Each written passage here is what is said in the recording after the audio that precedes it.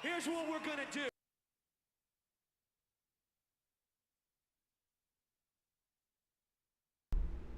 Well, hola, mi amigos and amigas. How are you doing today? It's 1:44 p.m. Eastern Time. And what are we doing? We're 16 minutes away from the announcement from the Fed, which means we're 46 minutes away from the more important thing, which is Jerome Powell and his statements. We got a lot to go over in this live stream, and we got a whole bunch of you waiting before the stream even started. So shout out to the early viewers. If y'all wouldn't mind, help me out here with a quick sound check. Virtual is hanging out with us. Virtual just back from hanging out down south. Virtual, that means you made it back home safe. Safe from the in-laws too. Nico is like, hola mi amigos. True Ducal says, good day, Klaus. How are you, my brother? True Ducal, I am frickin' roasting, dude. I just got done tackling a job with my son. And it was like 90 degrees outside and hot. Humidity. Ugh, hot. DVR. Hi, Klaus. Greetings from NL. He means New Zealand. I know he said not New Zealand, but he means New Zealand. Not Netherlands, but New Zealand. We changed that. Crypto Bob says, how you doing, buddy, from over the pond? I hope you recovered from your little exercise. I feel pretty good.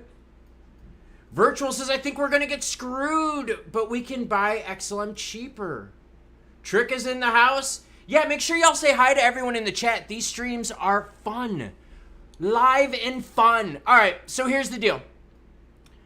XRP, XLM, we're going to be paying close attention. I did the video early today, and hey, Hoover the Fud Killer says sound is good. Well, thank you, Hoover. By the way, Hoover got a shout out on one of the comments. Rock on. London, UK in the house. Nico. Hanging out. Kiwis. Nice. But we're going to pay attention to XRP and XLM. Like I said, I'm expecting the quarter. All right, let's be real here. I'm expecting Jerome to come, drop the quarter on us, and whatever. I wouldn't expect the market to go crazy because, like I said, we know it's coming.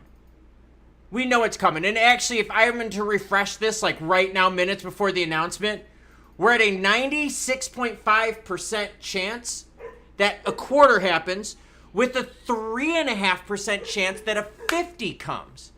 I don't think the 50's on the table. The quarter's here. Good morning from Los Angeles. Hey, Ben is in the house. What's up, Ben? Ben says, virtual, you good? Long time. Sound is cool. Who let the dogs out? Those are my puppies. They're bad. That's Vader.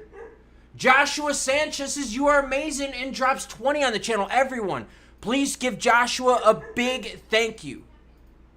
We are a team here, and I am very thankful, so let's make sure we thank Joshua for that. Thank you, Joshua. So we're going to be paying attention to XRP and XLM price. More importantly, though, it's his words. It's the aggressiveness of his tone. It's my puppy in the background constantly barking. I know my mic's picking it up. I'm watching it bleed on the feedback monitor right in front of me. But it's his tone. And what concerns me is the fact that there are people out there thinking they're going to drop a 50 on us. Which means, okay, maybe they don't drop a 50 on us now, but that means that people now are thinking, whoa, whoa, whoa. The Fed is going to be more aggressive for longer, which means monetary conditions are tight. Rock on. Glenn's in the house. Sup, Glenn? Everyone giving big thank yous out there. See, everyone, seriously. Whenever super chats, it doesn't tell me if it's like a super chat or super message, whatever they call those. Whenever we do that, we always make sure we thank the person who does it. I thank you, of course. But also make sure you say hello to each other in the chat. A lot of you know each other through the chat.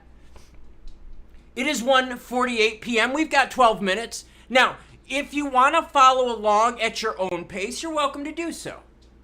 As always, any article you see in this video or any of my other ones will be linked in the description below. Mark Syntax says, hey, let's get this party started. Stocks and options says hello from London. Ben, you got a lot of like friends with you across the pond. This is nuts, man. For a minute, I thought I heard Powell bark. No, that's my dogs. That's the puppies. My wife's probably feeding them. That's probably what the hell is going to happen. Twitch Radio says they'll probably just keep going with the quarter because every time they do that, it's basically like loading a gun on the other side when they cut rates. It's true. Remember, what comes up has to come down. So if they keep cranking it up, eventually they're going to have to loosen monetary standards, interest rates. Can y'all give me 1 second here? Give me one. I'm going to see if I can get this dog situation. Give me 1 second here. Vader, you got to stop because I hear you on the mic bad. Sorry about that. Puppies, just saying, puppies. More love from UK. Crazy stuff. North Wales, UK. God, what? From across the pond. Now, here's the deal. There is someone, if you scroll all the way up to the top of the chat, okay, I'm doing it right now. There is a name up there. Mojtaba Naghavi. I'm sorry if I'm saying that wrong. My name is Klaus, and it gets butchered all the time, so I feel your pain. But Mojtaba follows us from far, far away. And what's interesting about him following us as his channel is he made a comment on the last stream that said essentially what his government does is what the US government does. So he's watching this as a cue for what his country and his central banks and his monetary authorities are going to do with lending standards in their country. So it's really cool how this works. In fact, there's a whole bunch of Middle Eastern countries out here that do exactly what the Fed does, or their currency is pegged to the dollar. Alexander Scholl says hi from Germany. Hoover the Fud Killer, Sweden here. Trick is going with the who let the dogs out. Oh, it's the bad puppies. I got 2 bad puppies. You know, they told us that they were German Shepherd Great Pyrenees mixes. And that's what I wanted because I needed another mountain dog, like for when I do my mountain stuff, right? I think I got German Shepherd Great Danes because these freaking puppies are tall. Holy crap.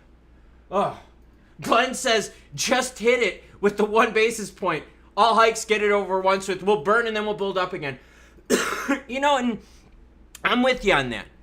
I'm with you on that because a lot of us out here are watching, we're saying, hey, you know what? Stop doing stimulus. We were saying it early while the Fed was saying, no, pump more in the economy. A lot of us watching were also saying, whoa, you need to start raising rates. And the Fed's like, nah, we're going to wait a little bit. A lot of us watching were going like, yo, Fed, seriously, inflation is going to be bad. And remember what the Fed said? Oh, it's going to be transitory. Transitory. Come on now. That's crazy. It wasn't. So the Fed has been wrong all these times. So yes, I would love to see them hit us with the 1 point, but I don't think it's going to happen. I think they're going to hit us with the quarter, but I think the scarier part is what Jerome says afterwards, okay? Those notes, you can find them in here. You know where it's like linked in the description below? You're going to see Federal Reserve FOMC calendars, and that's the site you want to go to, okay? So when they release this stuff, and like I said, we'll keep refreshing it, so we'll get all the hottest stuff. You can read the PDFs. They tell you about what the Fed is focusing on and so forth. We're going to cover it because if shelter is their concern, expect more quarters to come. One of the earliest conversations that Ben R. and I had, and shout out to Ben. Ben is like OG supporter of this channel, but for everyone. For those of you out there that are like new to this channel, seriously, this channel was built with a lot of very, I don't want to say lonely chats because they were a lot of fun, Ben, but streams that hardly had, any interaction, and it was quiet, and there was a lot of weird news, and my how things have changed. So seriously, shout out from me to you, Ben, OG. But we're going to see what he says about housing, because if housing is high, and this is what Ben and I talked about a lot, was how crazy housing was in the UK. And I was telling him just how nuts it is over here in the United States too. And that's what a lot of us are worried about right now. The housing is just too high. Inventories aren't where they need to be, so that's really screwing up supply and demand. Private equity groups are jacking us up, which is messing up supply and demand. Ben just dropped 20 on us, which is messing up the channel supply and demand. Thank you, Ben. And as always, everyone, please give Ben a shout out. Seriously, this channel was built on Ben. My digital sketchboard, Ben took care of. Ben took care of the cooler. Yeah, you guys don't know about that. How cool is that? Like, seriously, Ben's been very helpful. He's been very helpful and very supportive of the channel. And I've been very grateful and very thankful. In fact, that's Ben's brother's picture that he actually drew for me in the background. Pretty cool. So yes, thank you, Ben. But I get what a lot of you are saying. Just hit us with the nasty shit right now. Drop 75 on us. Say F you to everyone. Rip the Band-Aid off. But remember, we've been talking about that since we've been covering this, since the Fed have had to start raising rates. We've been covering about the need for Jerome Powell to be aggressive, and he wasn't. And that's what the theme of what you and I have gone through over the last couple of years has been. The Fed's reacting too slowly. And remember, this isn't just the United States. These are Feds across central banks across the globe, right? They might not be called the same thing, but they all have the same kind of idea. They're all in this same pool together. Where before, in previous issues, you would have maybe the Fed banks in a certain region kind of jack stuff up, where in the US we would be okay. It wouldn't be everywhere. This was like global, right? The pandemic really shit up. Really stuff up. And in 5 minutes, we get rate hike announcement from Jerome Powell and the Fed. We're going to be watching price specifically of XRP and XLM. But what we're seeing here is that the Fed has always just been behind. Behind by a lot. And that's, so you're right. A lot of us out here, we want the high hit. We just want to get it over with. We know stuff's going to suck, but just rip the Band-Aid off. Let us go through this shit, and then we'll go forward. The Fed just hasn't been doing that. Their response has been delayed and amplified. That's the rough part. BarrelTech89 says, just do a 50 and get it over with. That's exactly the point. You see, that's what I'm saying. A lot of us are on the same page. A lot of us are sitting here saying, just we know what the problems are. Decline management drops a 4. Thank you, Decline Management, and everyone, please give Decline Management a big thank you. Seriously, the support for this channel is crazy. I'm super appreciative. But the problem is, and this is why management gets screwed up. This is why jobs get screwed up. This is why governments get screwed up. This is why shit doesn't work.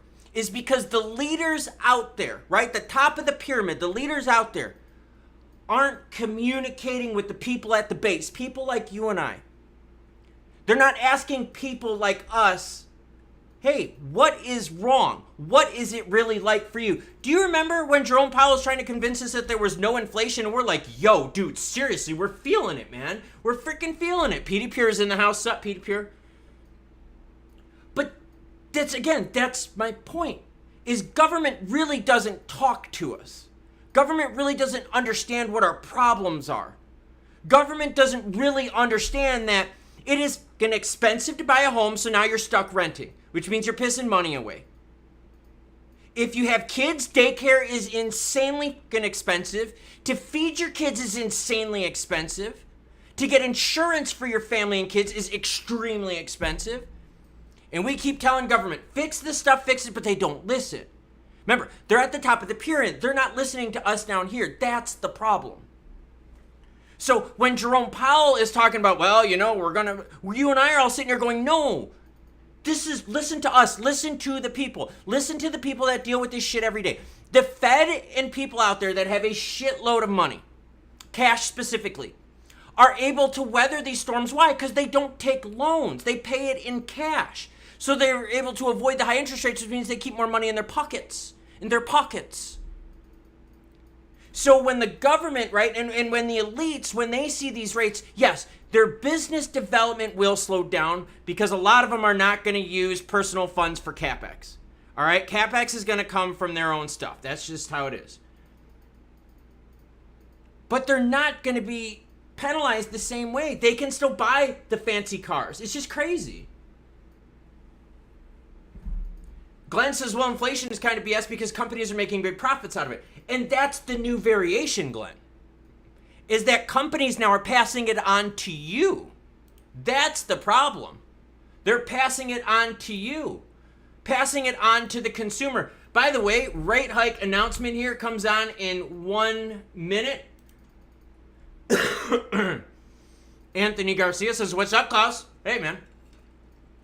Virtual says, if they drop a point, we need to do a shot. If I do a shot right now, I will probably be on the fucking floor dead. I have been training so freaking hard. I have like totally backed off on drinking, like hardcore. So that I got a duathlon coming up. Oh my God, Virtual, I would be dead. Max Payne says, billionaires need to pay tax. Zero cap on Social Security, for God's sake. Just buy a Tesla. So there is. So there's some big problems. And what the big problems are is that government isn't listening to us. They're not listening to the 99% out there. They're not listening to the people that are dealing with these insane... Like, you think Pelosi gives a shit? Here we go. I got it in. I got Fed stuff in. Here we go. Oh, the committee seeks to achieve maximum employment and inflation at the rate of 2%.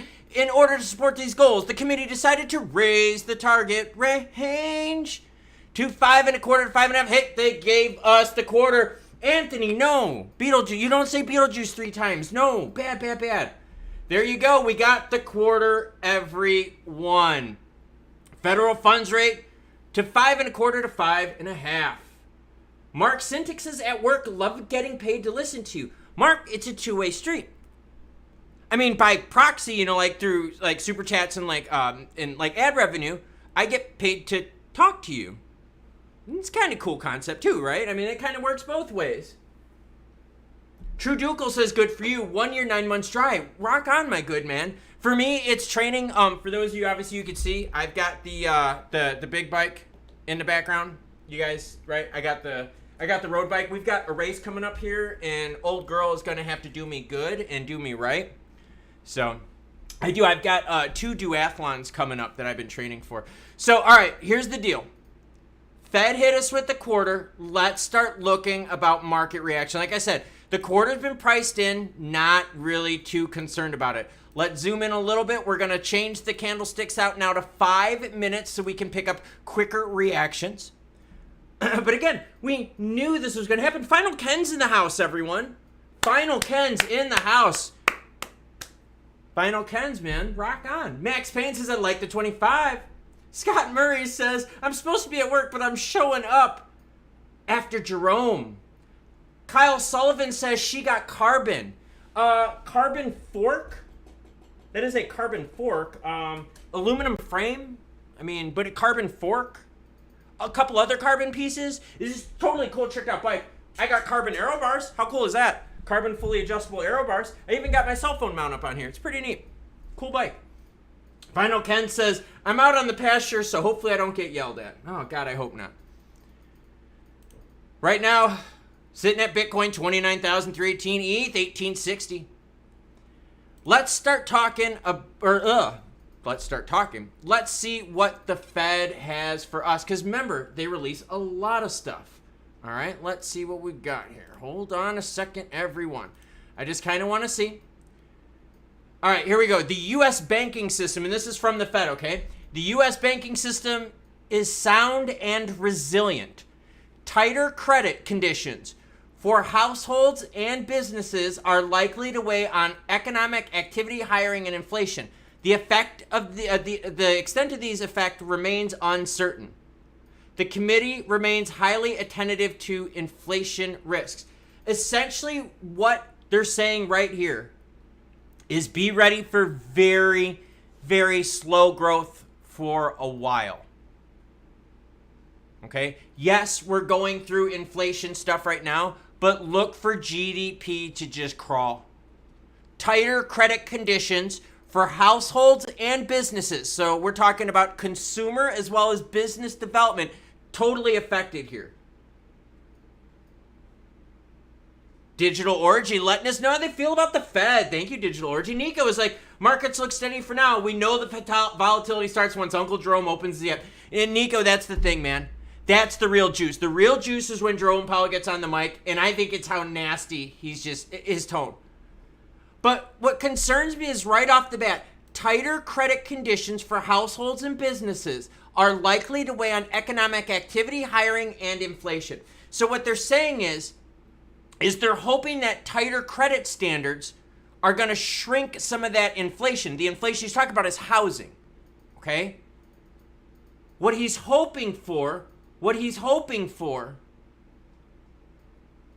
is that he can break the housing market on the retail end through the loans, right? Through the loan end. Cash end, hey, wait till you see the housing market on the cash sales end pick up. Oh yeah, because there's going to be good deals out there. But loans, that's the thing. Tighter credit conditions for households and businesses. That's the deal. Hey, Final Kens, don't worry. Final Ken just said, hey, I won't be around for the speech, unfortunately. Don't worry. As soon as this live stream is over, it will be dropped in the live stream folder. You are welcome to watch it. Like, you could even listen at like 1.5 times. Max Payne says they're unwinding their balance sheet. War Galley, hey, what's up? Can always watch the replay at least. So just throwing it out there. That's what the Fed is looking for. The committee will continue to reduce its holdings of Treasury securities and agency debt and agency mortgage-backed securities as it described in its previously announced plans. So they're not going to pump as much money into the economy. Stimmy, if you'd like to. Stimmy's expensive now. It costs you a lot. Aurelio's Pizza. Nice. Thank you, Digital Orgy. I would gladly have a piece. I can eat what I want. Like, I'm not in hardcore training because my big race isn't this weekend. My big race is like 3 weeks from now. MEP in the house. MEP says next XLM pump is at 27 cents. I don't know. We're gonna need more. We're gonna need more oomph. Oomph. Here we go. Virtual says XLM is pumping. I just got it up on the screen. Here we go. They're moving. Let's see. Is XRP having a similar move? And the answer is, yeah, XRP did have a jump. Nothing too crazy, but XLM is definitely getting a little bit more pump action. Al's Pond says this is just another big fat nothing burger. Al's Pond, news like today isn't about moon. News like today is how long do we have? How long can we take money and use money at a certain rate? Al's Pond, battles are won over time. If you think it's all moonshots and hopium, you might be waiting a while. What people are doing right now. Yeah, real quick, I'll update you, Shadow. Shadow's in the house, everyone. Shadow, another channel member from across the pond. Seriously, this is crazy. Sup, Klaus? Sup, Shadow? Shadow, here's the deal. Hit us with the quarter. But here's what he said. The U.S. banking system is sound and resilient, which means he's not afraid to keep hitting it with quarters, screwing out the bond gap. Remember, we talked about the bond gap has now gotten worse by 1/4 point. That's bad. Yeah, I know 1/2 cent isn't a pump. It's a move. Sorry, Nico, my bad. It's a move. Ugh. So what he said is this. U.S. banking system is sound and resilient. So he's not afraid of banks and the bond gap, which means Big Daddy Jerome is going to hit us further. Tighter credit conditions for households and businesses are likely to weigh on economic activity, hiring, and inflation. Slow job growth, slow economic development, and slower inflation. Ashley says these last 2 years have been enough to make you exit your crypto positions. Yeah, the thing is, though, is everyone, you can't always moon all the time. Like, this isn't, like, sustainable. This isn't, like, I don't want to say it's not real because it obviously really happened, but these things don't happen all the time. You have to be ready.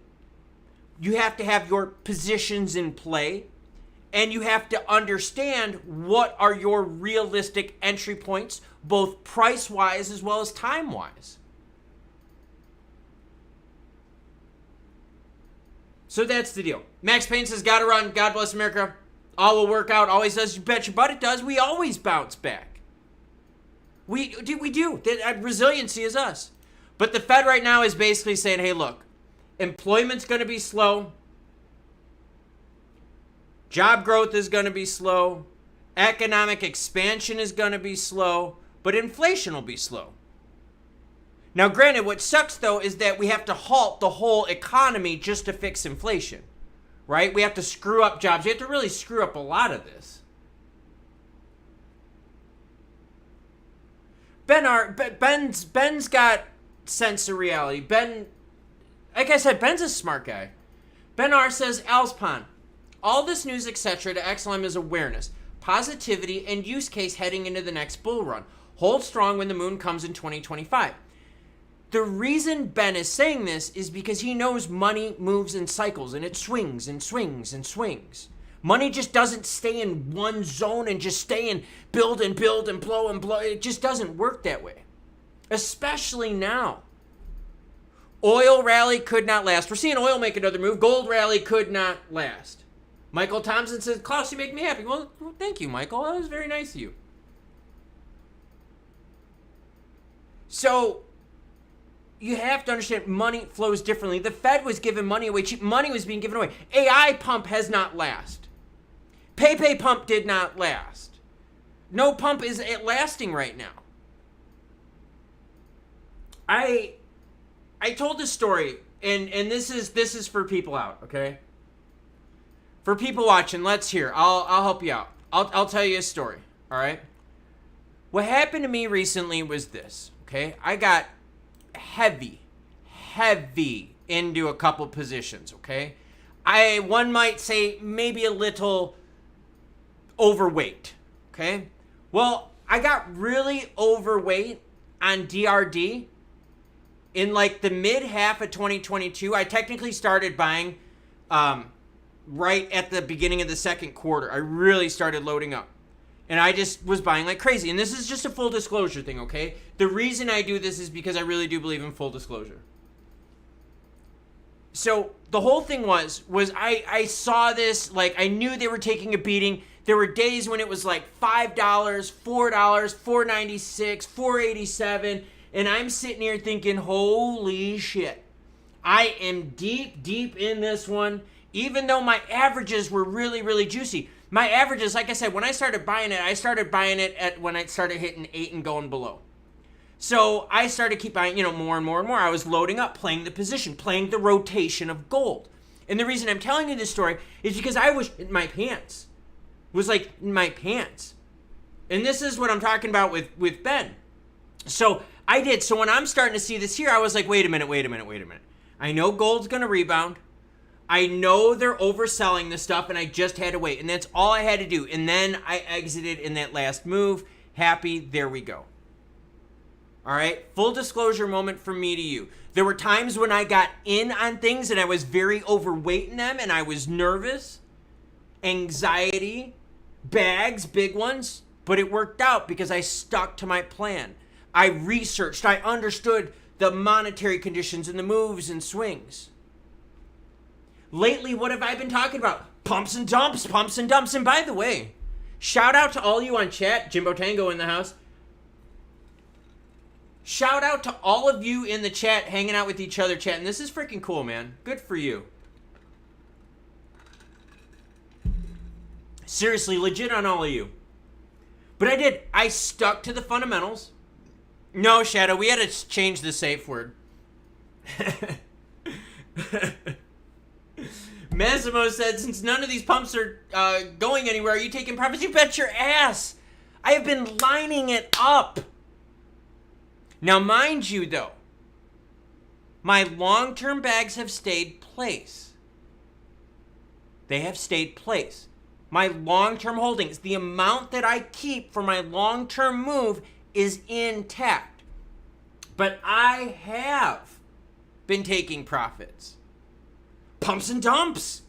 I've taken profits on the gold market. I've taken profits on the oil market. I took profits on Bitcoin. I've taken profits on banking action. Oh, remember when all those community banks were risk? Yeah, I was buying. I even said it on the video. I said, hey, I'm buying. A lot of these banks have great fundamentals. A lot of these banks have shitloads of cash. A lot of these banks have no exposure. In fact, one of the banks that got beaten up the worst, it was because of its name. Its name had a likeness to another bank that was in serious trouble. So this bank got totally roasted. And I'm like, yo, their books are fucking legit. So yes, full disclosure, I have been taking profits. Jesus Rosario says, yo, Klaus, long time, my friend. Well, glad to see you. Joshua Sanchez, asparagus. You gotta say it 3 times. That way they know the safe word is legit. You didn't just like screw it up and like put out your menus. XRP moving. Let's see what the screen says. Let's zoom in a little bit here and let's actually bring this in. Let's go to the 5-minute. There we go. Seeing the move now from XRP starting to happen. Thank you, Hoover the FUD Killer, for letting us know.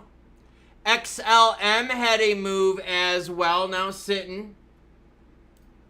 Look at this. See, people wonder, why do we pay attention to macros? Because the market pays attention to them. We know that Jerome is going to keep hitting us, right? We know it. We know the light is at the end of the tunnel. I like Ben's 2025 because the reality is you won't get any new regs in the U.S. while you got the current political situation in play right now. Just throwing it out there. We can all say whatever the hell we want. We can all just bullshit ourselves left and right. You are not getting a darn thing from this current administration. Pax is a good, safe, golden word. Pax. Oh my God, you guys make me crack up. But there's a lot we have to pay attention to, and you're not going to get the regs from the current administration, so you have to get it from a new administration. Hopefully we get a new administration that'll help us out with the regs. Ashley Baggio, says XRP should be a minimum $2 by now. But Ashley, the money's not there anymore. Like, okay, a lot of us out here, and like I said, it sucks. I see it all the time. I live in a very economically diverse area, and I see it. I've seen what happened since the pandemic. I've seen now how more and more people are struggling. I've seen at my son's school, the number of kids that are on free or assisted lunch skyrocket. And I'm a southern state, and a lot of the southern states are feeling the same pain. A lot of people across the pond are feeling the pain from high energy costs, from high housing costs. Messi's got the right thing. Messi Leo, check out the comment. Shadow Smith says 2025. And that's the deal. The deal is right now, the way the current geopolitical environment is, you like how I threw that word in there? That was kind of hot, kind of sexy, thank you. But the way the geopolitical environment is, where we're struggling to identify things, where we have standards that are totally different for two sides, and hey, I'm not picking sides, but you sure as hell can't tell me, being neutral, that you're like, yo, this is kind of messed up and imbalanced. This is all over the globe. Canada, Trudeau, blocking the truckers. Come on now. That was Canada. Did any of this expect this from Canada? What about Australia? Australia did some draconian messed up shit with the Rona. UK, how long did that one person last? I mean, it's crazy. My new world order safe word is pickle, pickle, pickle. Oh man, that's funny. That is funny. But it's just, we're in a different time, man. Like policy-wise, you're not going to get the policies, you know? Oh, it's crazy. You need the policy first.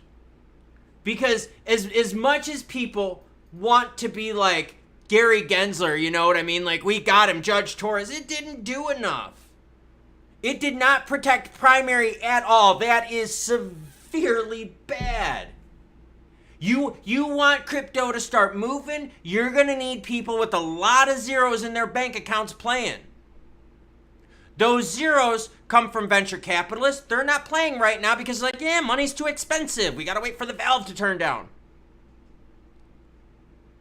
Institutional grade money is like, oh God, we need some better regs because we just figured out that unregistered securities crap. Safe word is gherkin. And Ben's right. I held through the last pump even though I was up 21K. But I know where the price is going. And that's okay, and that's my point, Ben. My longs stay. So my bags of longs, right? Like I'm trying to like use something with my hand so it like looks cool. These are my longs. These longs here, they go away. They go in the safe spot. I don't ever touch those. Handcuffs. Safe word. Asparagus, asparagus, asparagus. She just cuffed me and I said it. My plays. Oh, my plays are free game. They are free game for me to take anytime. And that's what I've been doing. I've taken, stuffed it in there, I locked it up, put the key away. No, I didn't put the key away. Oh, that'd be stupid. You don't want to lose your key. But I locked it up. And then, there you go. So, I get the pain. Seriously, and like, I was in the opposite. When I was playing the gold rally, oh my. Like, whoa, Daddy was like, holy shit, man. Maybe I went a little too much. But I held to the fundamentals. Twitch Radio, who you guys always see in the chat, I told Twitch, like, exactly what I was doing. I was texting him. And even called him up, and I was like, dude, this is what I'm selling. This is what I'm doing. This is what's going to happen. And I did exactly that. Played the fundamentals, man. Played the fundamentals. Oh, Shadow's calling me out.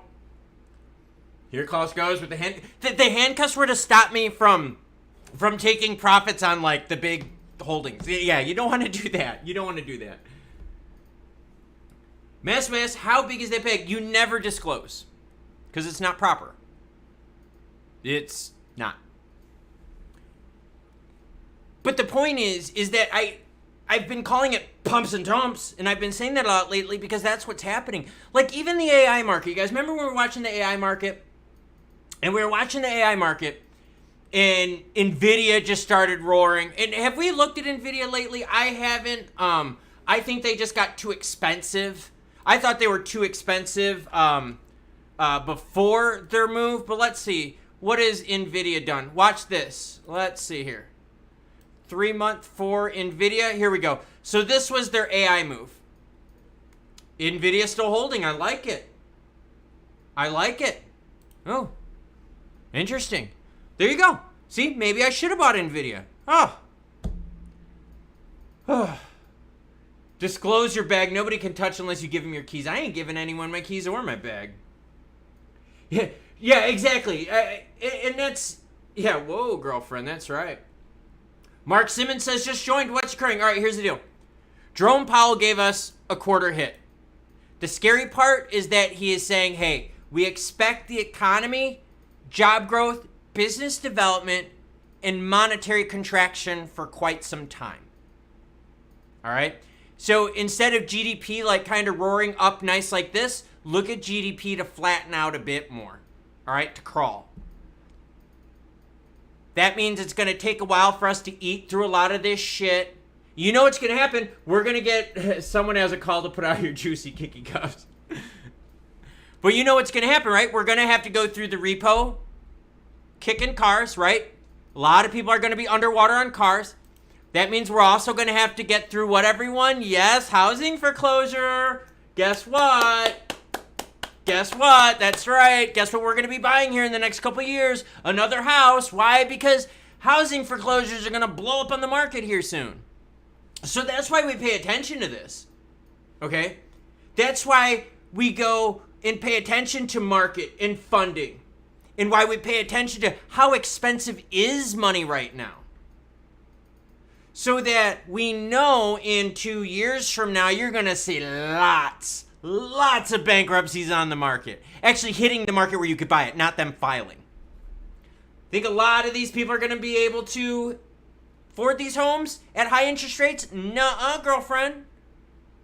Because the economies aren't going to be able to hold that. So yes, we pay attention to days like today so that we can prepare for a couple years from now. Ben is paying attention to days like today so he can prepare for his 2025 timeline, along with Shadow Smith, along with a bunch of other people.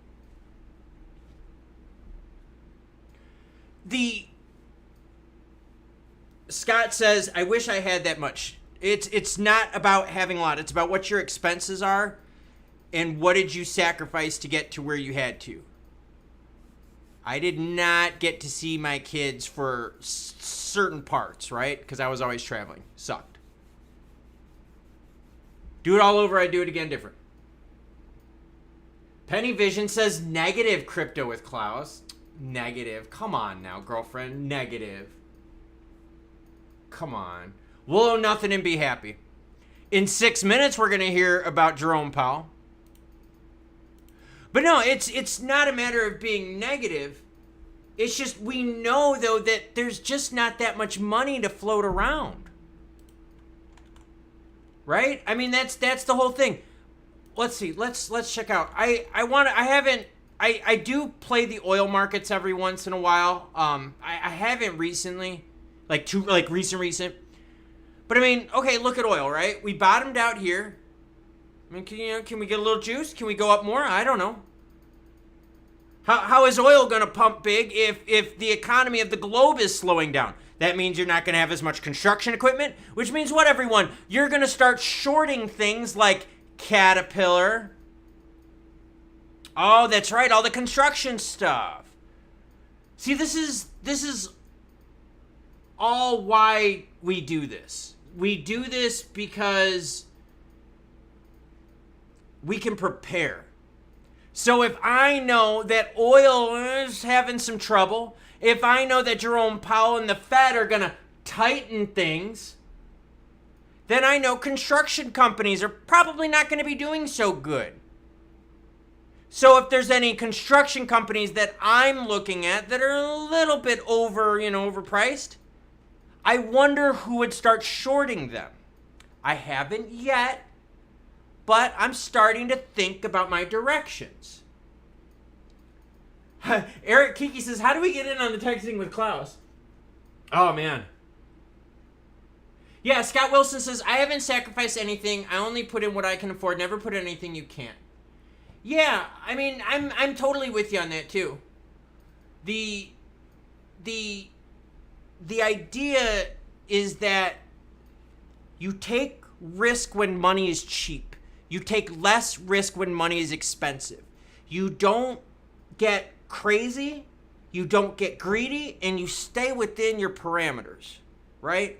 I know this sounds really stupid. One of my biggest triggers to sell is being up 15%. I shit you not. At a short term, really short term.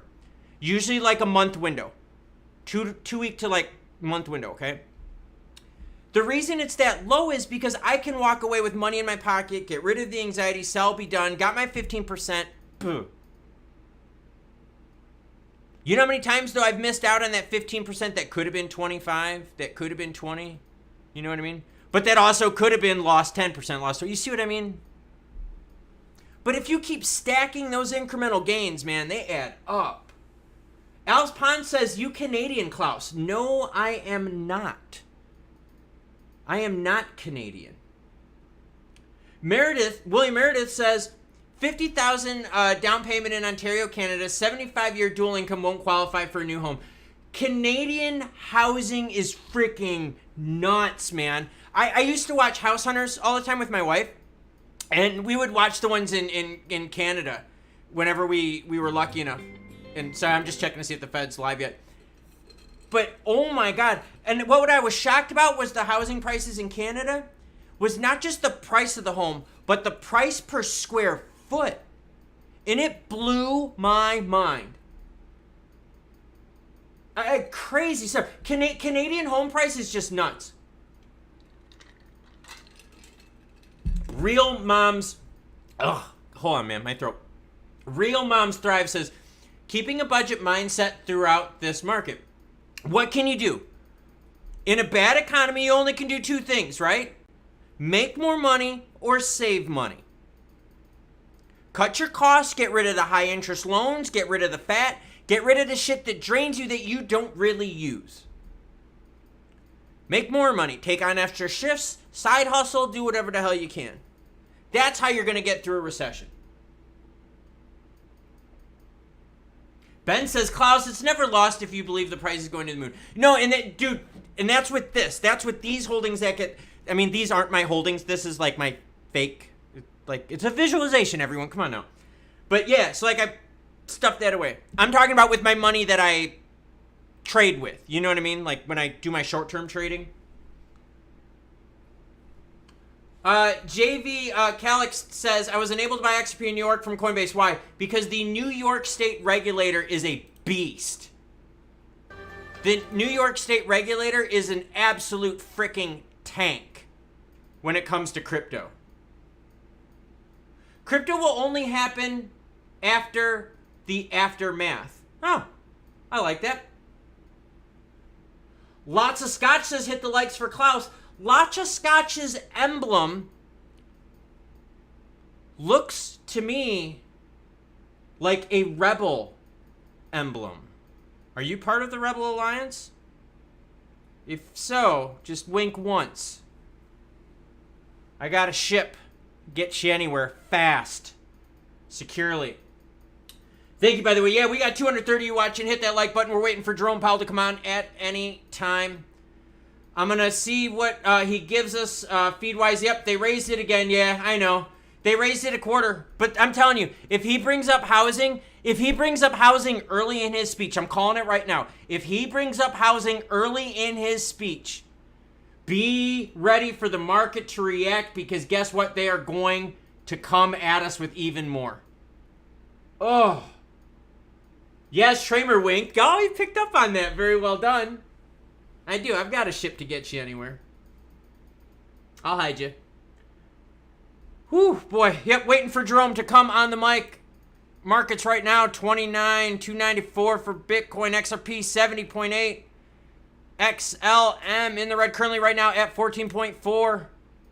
Jerome. Here we go. Since early last year, the FOMC has significantly tightened the stance of monetary policy. Today, we took another step by raising our policy interest rate a quarter percentage point, and we are continuing to reduce our securities holdings at a brisk pace. We've covered a lot of ground, and the full effects of our tightening have yet to be felt. Looking ahead, we will continue to take a data-dependent approach in determining the extent of additional policy firming that may be appropriate. I'll have more to say about monetary policy after briefly reviewing economic developments.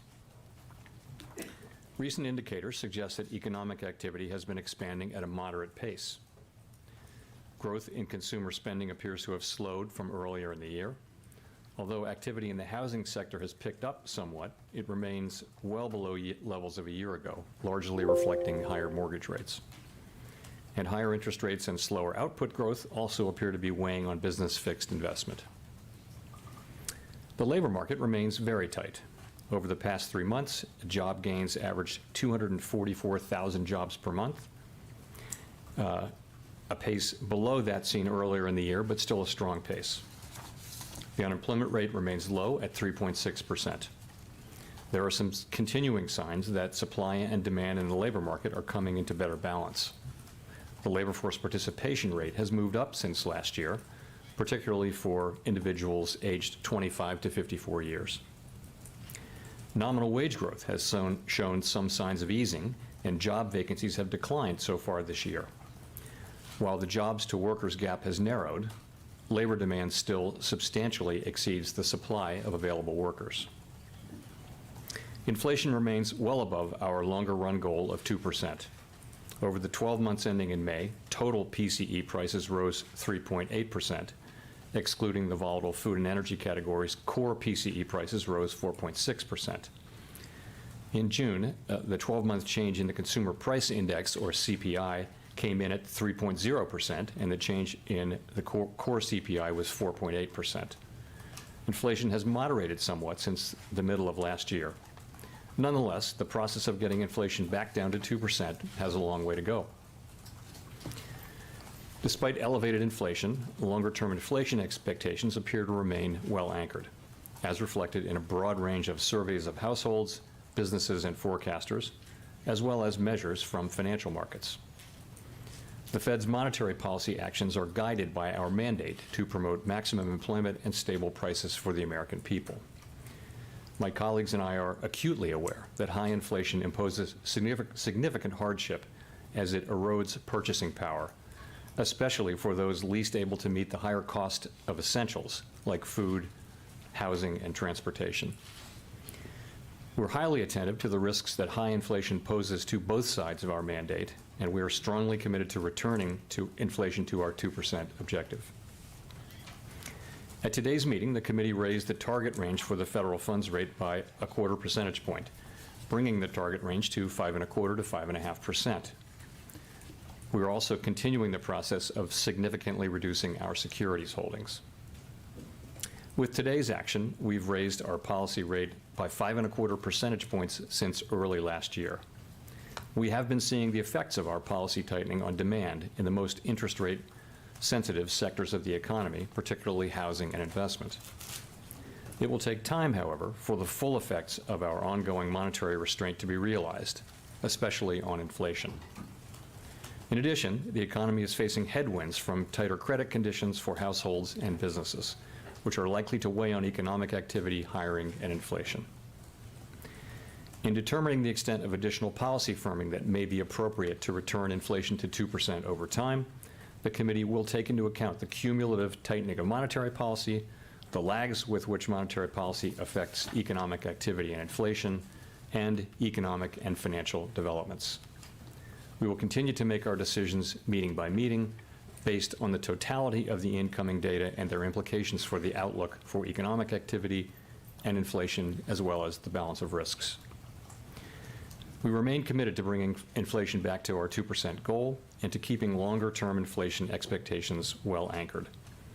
Reducing inflation is likely to require a period of below-trend growth and some softening of labor market conditions. Restoring price stability is essential to set the stage for achieving maximum employment and stable prices over the longer run. To conclude, we understand that our actions affect communities, families, and businesses across the country. Everything we do is in service to our public mission. We at the Fed will do everything we can to achieve our maximum employment and price stability goals. Thank you, and I look forward to your questions. Steve. Mr. Chairman, thank you. You have, I think, a couple times in your opening remarks talked about this language in determining the extent of additional policy firming that may be appropriate. Should we take that to mean that additional hikes are likely on the way? And should we also believe that all future meetings, say September and November, are live, or are you in a every other meeting mode? Thank you. So we haven't made a decision to go to every other meeting. It's not something we've looked at. We're going to be going meeting by meeting, and as we go into each meeting, we're going to be asking ourselves the same question. So we haven't made any decisions about any future meetings, including the pace at which we'd consider hiking. But we're going to be assessing the need for further tightening that may be appropriate. You read the language, to return inflation to 2% over time. I would say that the intermeeting data came in broadly in line with expectations. Economic activity remained resilient. Job creation remained strong while cooling a bit. And the June CPI report actually came in a bit better than expectations for a change. And the June CPI report, of course, was welcome, but it's only one report, 1 month's data. We hope that inflation will follow a lower path but it will be consistent with the CPI reading. But we don't know that, and we're just going to need to see more data. So what are we going to be looking at will be the whole broader picture. And starting with, we're looking for moderate growth, right? We're looking for supply and demand through the economy coming into better balance, including in particular in the labor market. We'll be looking at inflation. And we'll be asking ourselves, does this whole collection of data, do we assess it as suggesting that we need to raise rates further? And if we make that conclusion, then we will go ahead and raise rates. So that's how we're thinking about the next meeting, and how we're thinking about meetings going forward potentially. But we're now mainly thinking about the next meeting. I will also say, since we're talking about it, between now and the September meeting, we get 2 more job reports, 2 more CPI reports. I think we have an ECI report coming later this week, which is Employment Compensation Index. and lots of data on economic activity. All of that information is going to inform our decision as we go into that meeting. I would say it is certainly possible that we would raise funds again at the September meeting if the data warranted. And I would also say it's possible that we would choose to hold steady at that meeting. We're going to be making careful assessments, as I said, meeting by meeting. And I'll close by saying we've raised the federal funds rate now by 525 basis points since March 2022. Monetary policy, we believe, is restrictive and is putting downward pressure on economic activity and inflation. If I could just briefly follow up on something you said there. You said the data in the intermediate period, it broadly came in line with expectations. Does that mean there's unlikely to have been a change in the overwhelming outlook of the committee that 2 more hikes are necessary? I'm just going to go back to what I said. That's the question. We have 8 weeks now until the September meeting, and all that data that I recited, we're going to be looking at all of that and making that assessment then. And it really, we did have the one good reading, and of course we welcome that, but it's just one reading, as everybody knows. And we've seen this before in the data.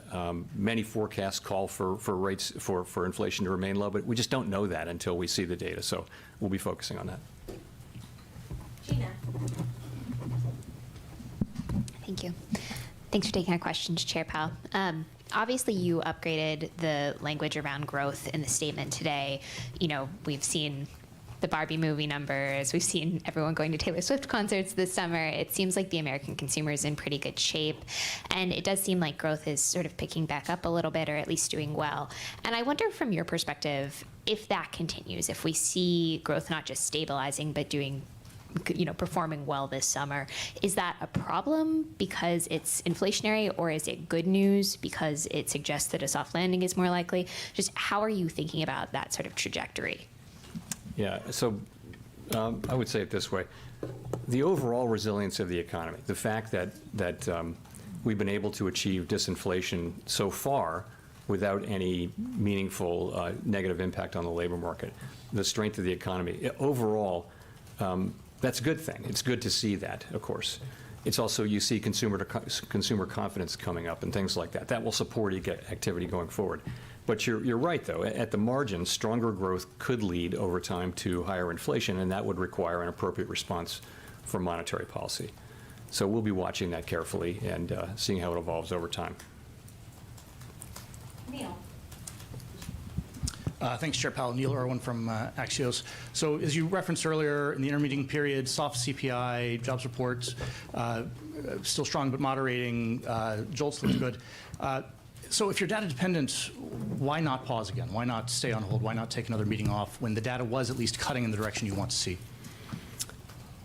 So if you go back to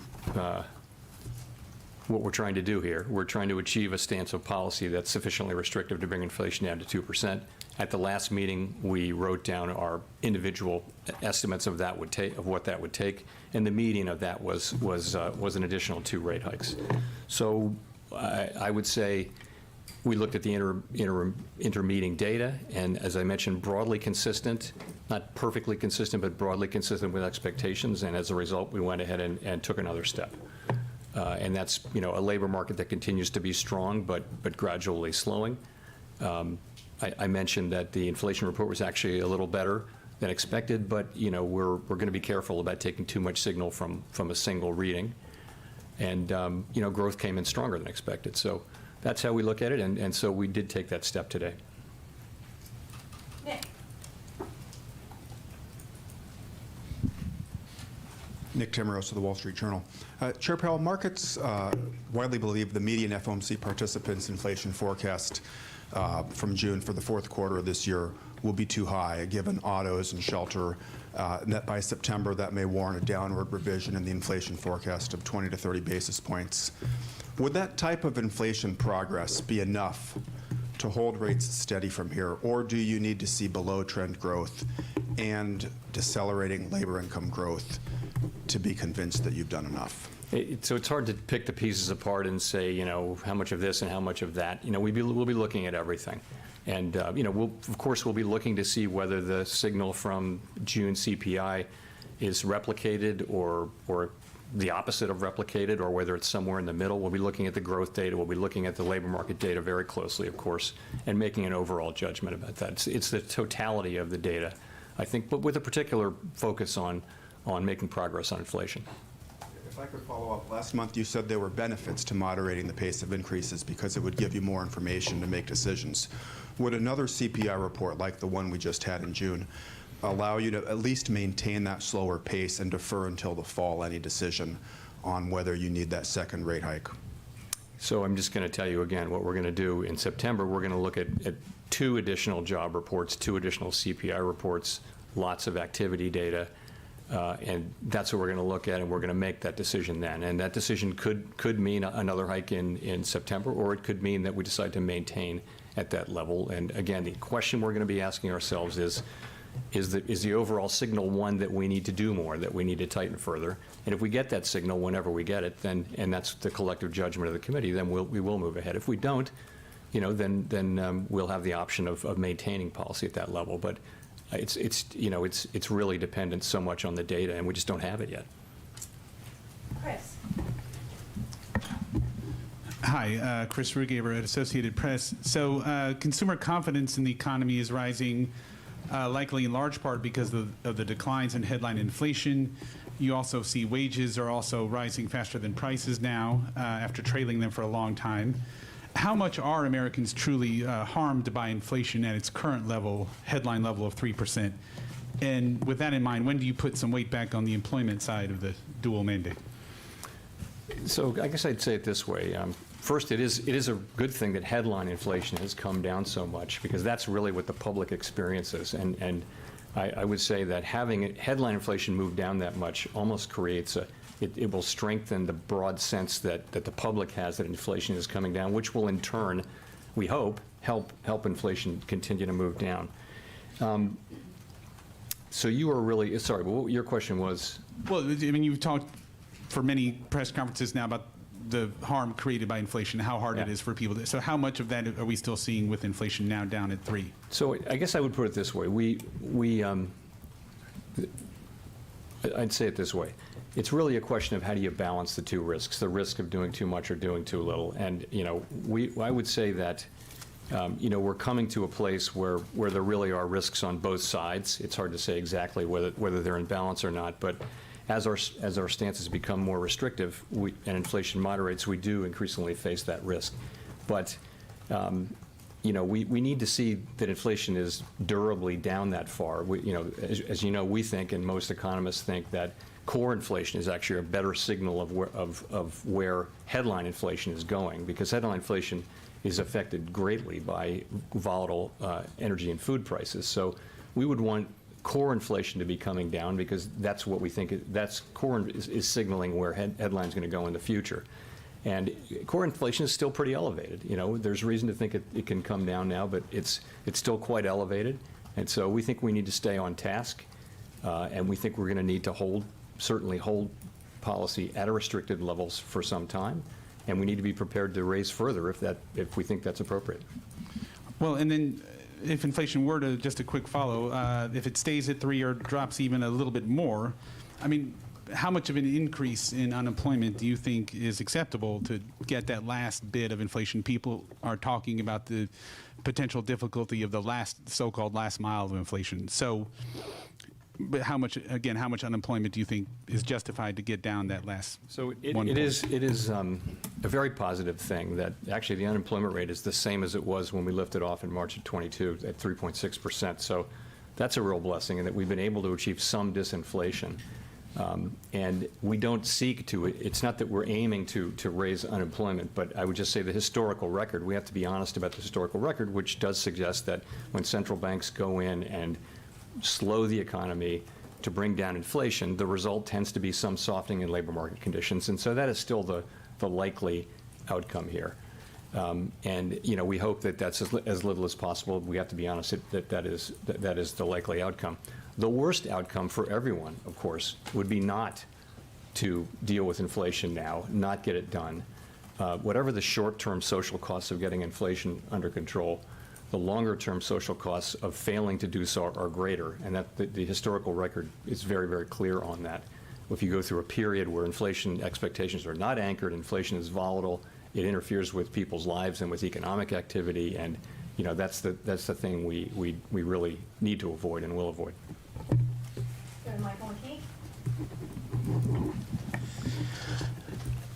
At this point, you say the policy is restrictive, but all year long we have seen growth surprise to the upside, unemployment to the downside, and inflation lately to the downside.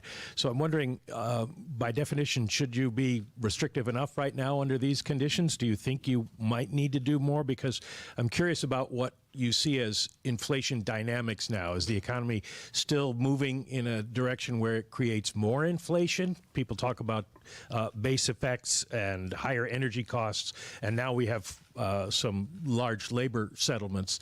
Or is the economy disinflating, and you're able to go back to the old Fed policy of opportunistic disinflation? So I'll just say, again, the broader picture of what we want to see is we want to see easing of supply constraints and normalization of pandemic-related distortions to demand and supply. We want to see economic growth running at moderate or modest levels to help ease inflationary pressures. We want to see continued restoration of supply and demand balance, particularly in the labor market, and all of that should lead to declining inflationary pressures. Now, what we see is we see those pieces of the puzzle coming together, and we're seeing evidence of those things now. But I would say that what our eyes are telling us is that policy has not been restrictive enough for long enough to have its full desired effects. So we intend, again, to keep policy restrictive until we're confident that inflation is coming down sustainably toward our 2% target, and we're prepared to further tighten if that is appropriate. And we think the process, still probably has a long way to go. Well, do you think under current conditions you are restrictive enough unless something changes? Well, I think we think today's rate hike was appropriate, and I think we're going to be looking at the incoming data to inform our decision at the next meeting about is the incoming data telling us that we need to do more, and if it does tell us that collectively, if that's our view, then we will do more. Colby. Thank you. Colby Smith with the Financial Times. If September is in fact a live meeting, how does that square with the need for a more gradual tightening pace that you spoke of last month in explaining the rationale for holding the funds rate steady at the June meeting? So a more gradual pace doesn't go immediately to every other meeting. It could be 2 out of 3 meetings, right? It just means if you're slowing down. The point really was to slow down the decision cycle as we get closer and closer to, we think, our destination. And I wouldn't want to go automatically to every other meeting because I just don't think I think it's not an environment where we want to provide a lot of forward guidance. There's a lot of uncertainty out there. We just want to keep moving at what we think is the right pace. And I do think it makes all the sense in the world to slow down as we now make these finally judged decisions. And so that's what we did. And so I think it's possible, I mentioned before, it's possible that we would move at consecutive meetings. We're not taking that off the table, or we might not. It's really going to depend on what the data tell us. That's the best we can do. So we shouldn't assume that every other meeting is the lowest tightening frequency, let's say. It could be, longer intervals in between as well. I think we're going to I think we're going to make a decision about the next meeting, and then we're going to make a decision about the one after that, and I think it'll sort itself out. Thanks. Howard Schneider with Reuters. Among your colleagues, there have been people who've said they feel that very little transmission has taken place so far from monetary policy into the economy, and there are those who feel, they say, it's happened very fast this time and it's kind of up to date. Where are you on that continuum?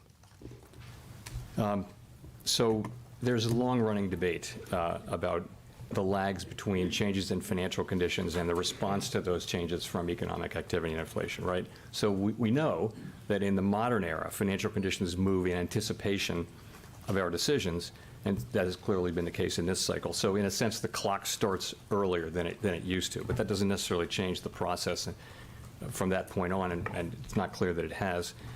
I'll tell you what we know and then what we don't know. We know that financial conditions affect economic activity and inflation with a lag that can be long and variable, or lags, plural, that can be long and variable. A lot of uncertainty around the length of the lags, and by the way, that's just one component of the broader uncertainty that we face. So I'll tell you how I think about this. The first thing to say is we're determined to bring inflation down to 2% over time, and we will use our tools to do that. No one should doubt that. I would look at it this way, though. The real federal funds rate is now in meaningfully positive territory. If you take the nominal federal funds rate, subtract a mainstream estimate of near-term inflation expectations, you get a real federal funds rate that is well above most estimates of the longer-term neutral rate. So I would say monetary policy is restrictive, more so after today's decision, meaning that it is putting downward pressure on economic activity and inflation. We'll keep monetary policy restrictive until we think it's not appropriate to do so. So that's how I think about it. I mean, if I sum it up, I would say we've come a long way. We are resolutely committed to returning inflation to our 2% goal over time. Inflation has proved, repeatedly, has proved stronger than we and other forecasters have expected. And at some point that may change. We have to be ready to follow the data, and given how far we've come, we can afford to be a little patient as well as resolute as we let this unfold. On the credit side, I'm wondering if you saw anything in the latest SLOOS data that made you think you're getting a quantum of credit contraction beyond what you'd expect. The bank lending data really is, the growth rates edging down towards and below, heading below zero, which is usually a recession indicator. So I guess the SLOOS will come out early next week, and I would just say it's broadly consistent with what you would expect. You've got lending conditions tight and getting a little tighter. You've got weak demand, and it gives a picture of pretty tight credit conditions in the economy. I think it's really hard to tease out how much of that is from this source or that source, but I think what matters is the overall picture is of tight and tightening lending conditions, and that's what this SLOOS will say. Rachel. Hi, Chair Powell. Rachel Siegel from the Washington Post. Thanks for taking our questions. Could you break down the reasons why inflation has fallen and what share of that credit you would give to factors that don't stem directly from rate hikes or that might be within your control at all, like easing supply chains and a drop in energy prices over the past year? Yeah. So, interesting question. So let me start by saying that the inflation surge that we saw in the pandemic resulted from a collision of elevated demand and constrained supply, both of which followed from the unprecedented features of the pandemic and the response from fiscal and monetary policy. And we've always expected that the disinflationary process would stem from both from the normalization of those broad pandemic-related supply and demand conditions and from restrictive monetary policy, which would help return the balance between supply and demand by restraining demand. And we think that's broadly what we're seeing. So to go break it down a little further, of course, headline inflation has come down sharply from elevated levels as energy and food prices have come down, mostly due to reversal of the effects from the war in Ukraine. And that's a good thing, and the public experiences that, as I mentioned earlier. For core inflation, I'd say there has been a role for both factors, both that I mentioned. Clearly, for goods, normalization of supply conditions is playing an important role, as is the beginning of the reversal of spending back into services and away from goods. And take autos as an example. The combination of an increase in sales and inventories, while vehicle inflation has decelerated, points to a substantial role for supply. But there's also a role for demand, as the loans and things like that are more expensive. So they're both working there. Housing services inflation now starts to move down. Clearly, higher rates have slowed the housing market. I would say monetary policy is working about as we expect, and we think it'll play an important role going forward, in particular in non-housing services, where really we think that's where the labor market will come in as a very, very important factor. So we think both of those sources of disinflation are playing an important role. I see. And just to follow up, do you think that of those two sources, that core will rely more heavily on seeing an impact from rate hikes, or is there a more even split there too? I think monetary policy is going to be important going forward, because we're sort of reaping now the benefits of the reversal of some of the very specific pandemic things. We're seeing that with goods in particular, with supply chains and shortages moving, and we're seeing. So I think going forward, monetary policy will be important, particularly in the sector, in the non-housing services sector. Edward. Thank you, Chair Powell. First, let me compliment your tie, the choice of tie. So thanks for taking our question. So the Beige Book, it said, input cost pressures remain elevated for services firms, but eased notably for manufacturing sector. Is that an indication that there's a wage inflation pressure? And how do you target and pressure on the wage inflation without pushing the economy into recession? I think as it relates to goods, it's really an indication that supply chains and shortages are easing. And so what was the first part of it? So wage inflation, like how do you target wage inflation without pushing an economy into a recession? I don't think we're targeting wage inflation. I think what we're looking for is a broad cooling in labor market conditions, and that's what we're seeing. So wages have actually been gradually moving down. They're still at levels that would be consistent over a long period of time with 2% inflation. Nonetheless, we're making progress there. And by so many indicators, labor market demand is cooling. You can look at surveys by workers and businesses who see that. You can look at the quits rate normalizing. You can look at job openings coming down. You can look at just job creation in the establishment survey has, it's still at a high level, but it was at really an extraordinarily high level for most of the last 2 years. So you see cooling, particularly in private sector in the last, in the last report. So I think we see that, and it's happening at a gradual pace. So that's actually not a bad thing in a sense, because if what we see is a labor market, very strong demand for labor, which is really the engine of the economy. People are getting hired, many people going back to work, getting wages, spending money, and that's really what's driving the economy. But that it's gradually slowing, it's gradually cooling. That's a good prescription for getting where we want to get. But still, we see a push to raise minimum wage. We're seeing a lot of unions go on strike or threaten strike, and the common thing is they come out with agreements like big pay increases, like UPS, and we have the auto workers coming up. Are you concerned then about a trend of series of big unions, these contract pushing wage inflation then? Not for us to comment on contract negotiations, not our job, not our role. We monitor these things and we'll keep an eye on them, but really that's something that's handled at that level. And not, Victoria. Hi, Victoria Guido with Politico. I wanted to ask about the SEP, which suggests that you would cut rates as overall and core PCE get to around or under 3%. And so I'm wondering, is the level of inflation what's sort of important there as you think about getting to 2% and when you might start cutting rates, or is the speed at which inflation is falling also important? I think you'd take both into account. I think you'd take everything into account when you start cutting rates. It would depend on the whole, on a wide range of things. And when people are writing down rate cuts next year, it just is a sense that inflation is coming down and we're comfortable that it's coming down and it's time to start cutting rates. I think, but I mean, there's a lot of uncertainty between what happens, in the next meeting cycle, let alone the next year, let alone the year after that. So it's hard to say exactly what happens there, what's motivating people.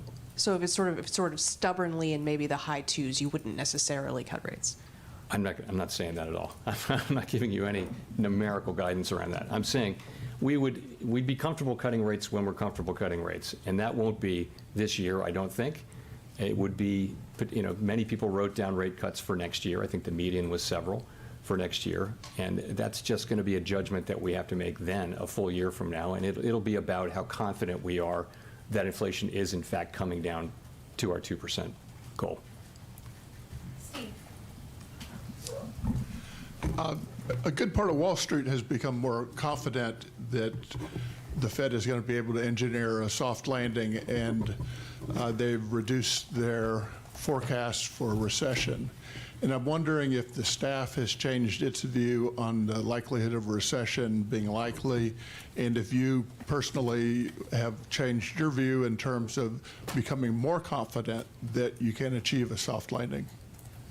So it has been my view consistently that we do have a shot, and my base case is that we will be able to achieve inflation moving back down to our target without the kind of really significant downturn that results in high levels of job losses that we've seen in some past instances, many past instances of tightening that look like ours. That's been my view. That's still my view. And I think, that's sort of consistent with what I see today. So, but it's a long way from assured, and we have a lot left to go to see that happen. So the staff now has a noticeable slowdown in growth starting later this year in the forecast, but given the resilience of the economy recently, they are no longer forecasting a recession. I just want to note that that our staff produces its own forecast, which is independent of the forecast that we, as FOMC participants, produce. Having an independent staff forecast, as well as the individual participant forecast, is really a strength of our process. There's just a lot of, I think, constructive diversity of opinion that helps us make, informs our deliberations, helps us make, I hope, better decisions. And is the reason for optimism that inflation has come down and you still have a strong labor market? I mean, does that add to the optimism? I wouldn't use the term optimism about this yet. I would say, though, that there's a pathway. And yes, that's a good way to think about it. We've seen so far the beginnings of disinflation without any real costs in the labor market, and that's a really good thing. I would just also say the historical record suggests that there's very likely to be some softening in labor market conditions, and consistent with having a soft landing, you would have some softening in labor market conditions, and that's still likely as we go forward with this process. But it's a good thing to date that we haven't really seen that. We've seen softening through not through unemployment, not through higher unemployment. We've seen softening through job openings coming down part of the way back to more normal levels. The quits rate, so people are not quitting as much. We've seen participation, people coming in, and so labor supply has improved, which has lowered the temperature in the labor market, which was quite overheated, going back a year or so. So we're seeing that kind of cooling, and that's very healthy, and we hope it continues. Jeff. Thank you, Mr. Chairman. Jeff Cox from CNBC.com. You and other Fed officials in the past have suggested that you don't need to keep hiking until inflation hits 2%, that as long as you see continued progress. So I'm wondering, how close do you need to get with the inflation numbers coming down? How many months of data do you need to see that will give you sufficient confidence? And how far does this fight need to go before you're willing to kind of declare victory on it? So the idea that we would keep hiking until inflation gets to 2%, it would be a prescription of going way past the target. That's clearly not the appropriate way to think about it. So. In effect, if you look at our forecasts, the median participant, and again, these are forecasting out years, so take them with a grain of salt, but people are cutting rates next year because the federal funds rate is at a restrictive level now. So if we see inflation coming down credibly, sustainably, then we don't need to be at a restrictive level anymore. We can move back to a neutral level, and then below a neutral level at a certain point. I think we of course would be very careful about that. We'd really want to be sure that inflation is coming down in a sustainable level. And it's hard to make, I'm not going to try to make a numerical assessment of when and where that would be, but that's the way I would think about it, is you'd stop raising long before you got to 2% inflation, and you'd start cutting before you got to 2% inflation too, because we don't see ourselves getting to 2% inflation until, all the way back to 2 until 2025 or so. So. Jennifer. Thank you, Chair Powell. Jennifer Schonberger with Yahoo Finance. It's been over 4 months since a handful of regional banks, including Silicon Valley Bank, failed. When you look at credit conditions now, given Bank of California's acquisition of PacWest, does this acquisition suggest the full impact has not been felt, or are you comfortable saying that we've seen most of the ripple effects that may have occurred at this point, and how does this play into your outlook for policy? So I don't want to comment on any particular merger proposal, but I will say things have settled down for sure out there. Deposit flows have stabilized, capital and liquidity remain strong, aggregate bank lending was stable quarter over quarter and is up significantly year over year. banking sector profits generally are coming in strong this quarter, and overall the banking system remains strong and resilient. Of course, we're still watching the situation carefully and monitoring conditions in the banking sector. In terms of the actual effect on, if you think of a particular set of banks that were affected because of their size and business model and things like that, that were more affected by the turmoil in March than others, it's very hard, as I mentioned, it's very hard to sort of tease out the effects on this very large economy of ours from them tightening. They may be tightening a little bit more, probably are, than other banks. The SLOOS has been telling us for more than a year that banking conditions are tightening. That process is ongoing, and that will restrain economic growth. So I think we have to take a step back from.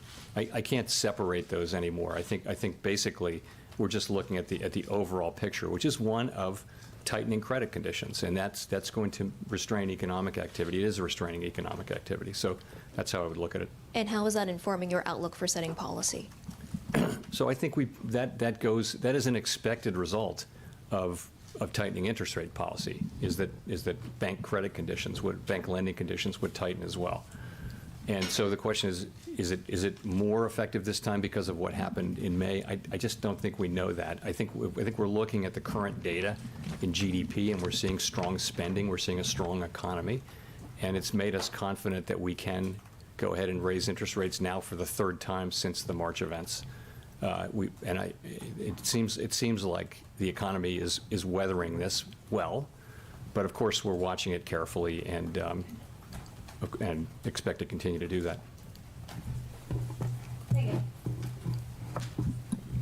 Hi, Chair Powell. Thanks for taking our questions. Megan Casella with Barron's. I wondered on wages if you were at all concerned about any inflationary impact of wages now outpacing inflation, which is likely contributing to the boost in consumer sentiment and the continued strength of the consumer that we've been seeing. Well, wages in excess of inflation means real wages are positive. Again, that's a great thing. Of course, we want that. We want people to have real wages, but we want wages to be going up at a level that's consistent with 2% inflation over time. As I mentioned, nominal wages have been coming down gradually, and that's what we want to see. We expect to see more of that. That's just more of what's consistent over a longer period of time.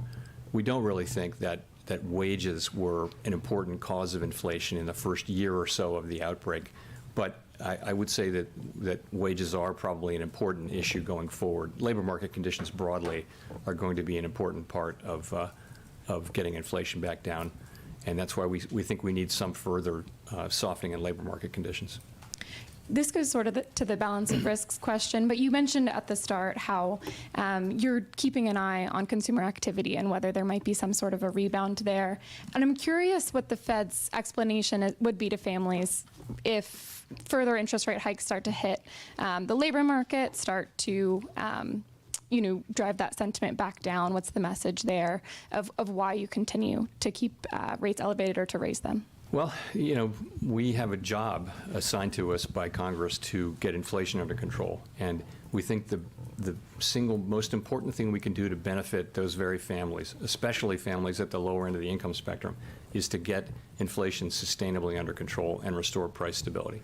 We think that is the most important thing we can do now, and we're determined to do that. And I would just point out that the people who are the most hurt by inflation right away are people who are on a low fixed income, who, when you're talking about travel or transportation costs, heating costs, clothing, food, things like that, those, if you're just making it through each month on your paycheck and prices go up, you're in trouble right away. Even middle class people have some resources and can absorb inflation. The people in the lower end of the income spectrum have a harder time doing that. So we need to get this done, and the record is clear that if we take too long or if we don't succeed, that the pain will only be greater. So that's how I would explain what we're doing. Thank you, Chair Powell. Simon Rabinovich with The Economist. You had said last month that this meeting this week was going to be a live one. In the event the market had assigned a roughly 99% probability to the rate move that you announced today, the decision was, of course, unanimous. And the statement was basically unchanged from last month. So may I ask, to what extent was the meeting actually a live one? Was there ever any doubt over the past 2 days about what the decision was actually going to be? Well, I mean, was there doubt? Look, I would say there's a range of views on the committee, and when you see the minutes in 3 weeks, you'll see that. There's a range of views about what we should do at this meeting and what we should do at the next meeting, and it's a process that we go through. Many times when we go into a meeting, the decision is not, fundamentally in doubt. Nonetheless, we have the meeting, and some meetings are less uncertain than others, and I'll just leave it at that. Evan Reiser, Market News International. Thank you, Chair Powell. Financial conditions have been loosening at a fairly steady clip in recent weeks, the dollar, the stock market, et cetera. What does that mean for the Fed and being sure that inflation will come down to target? So we monitor, of course, financial conditions, broad financial conditions. You're right, it's the dollar and equities, and we're, of course, very focused on rates and our own policy. We're going to use our policy tools to working through financial conditions to get inflation under control. The implication is, we will do what it takes to get inflation down. And in principle, that could mean that if financial conditions get looser, we have to do more.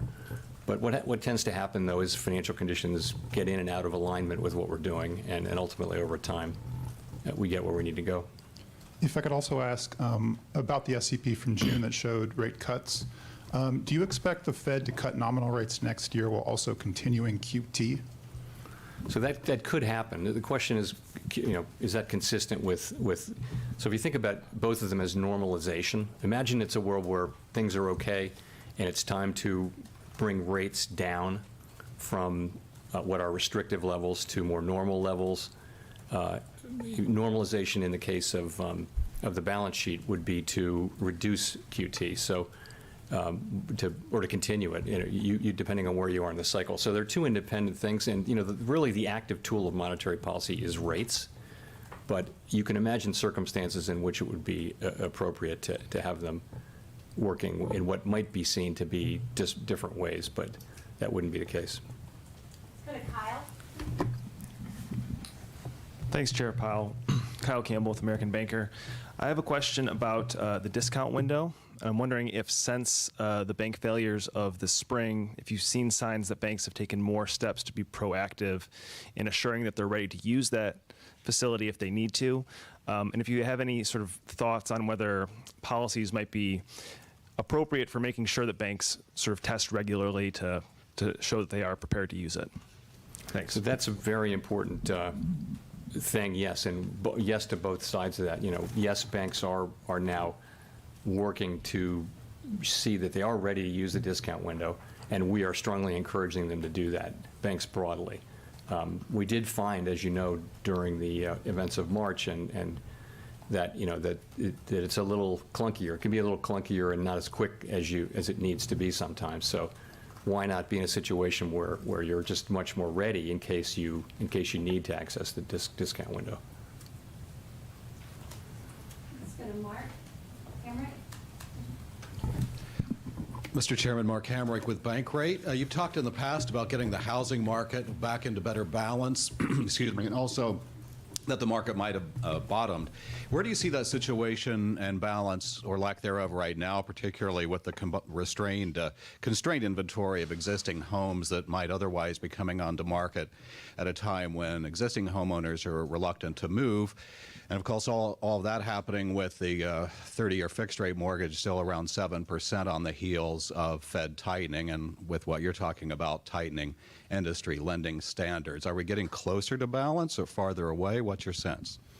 I think we've got a ways to go to get back to balance, really for the reasons that you talked about. With existing homes, there are many people who have low-rate mortgages, and whereas they might want to sell in a normal situation. They're not going to because they have so much value in their mortgage, which means that supply of existing homes is really, really tight, which is keeping prices up.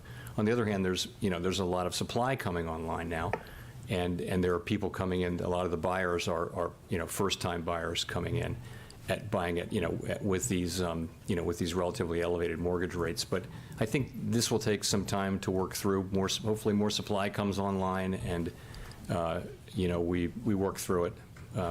We're still living through the aftermath of the pandemic. We'll go to Nancy for the last question. Hi, Chair Powell. Nancy Marshall-Genzer with Marketplace. Russia has pulled out of an agreement allowing shipments of grain safe passage through the Black Sea, and alternative routes at this point could be closed off. Just wondering, how could that contribute to higher food prices and inflation generally, and how closely are you watching that? We are watching it, of course, very closely. And you're right, the withdrawal from the Black Sea Grain Initiative does raise concerns about global food security, particularly for poorer countries that import a large share of their food. Grain prices did go up on this news, but they remain well below their peaks of last spring. And the moves that we've seen so far, I would say, are not expected to make a significant contribution to U.S. inflation. Of course, we will be watching that situation carefully. So you don't think it would have a big effect on Fed policy at this point? You wouldn't say so, looking at what we know now. Thank you. Thanks very much.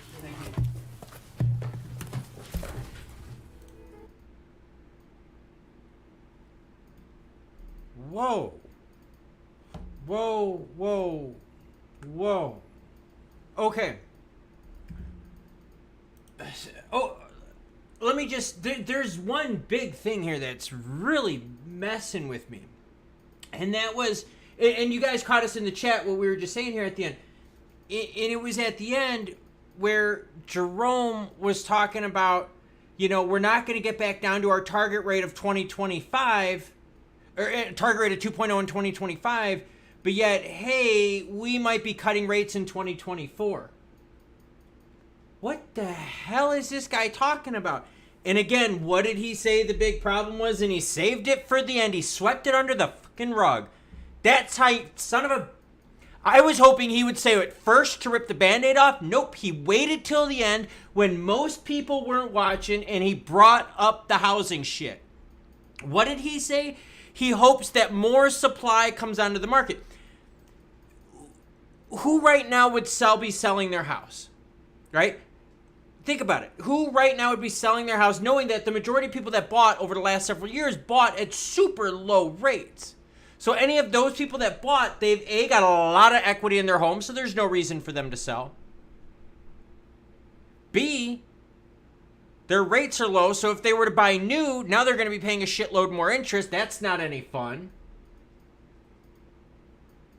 Housing is screwing us up, and that's why I think Jerome is going to be aggressive for the long term.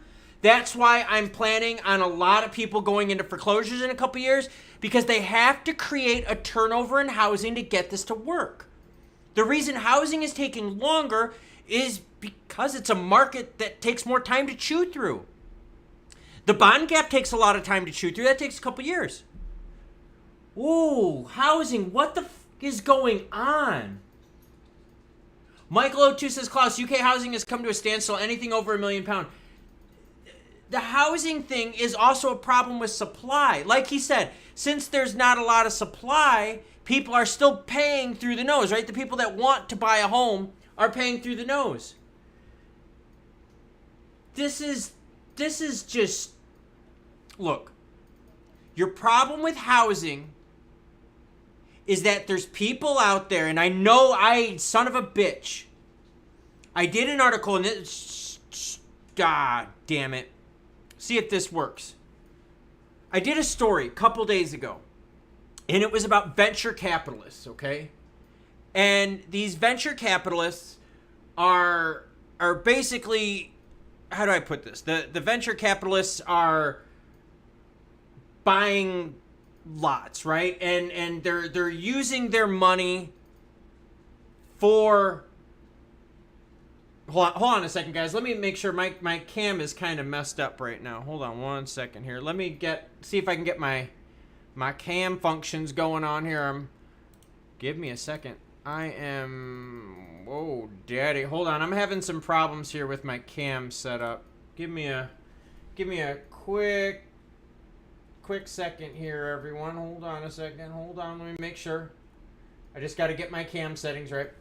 Sorry, my cam's acting up. But the whole thing is with private equity groups, right? Like, and venture capitalists, is they're still using money from when money was cheap. We have to get through that money. We have to get through that amount. There we go. I got my cam up.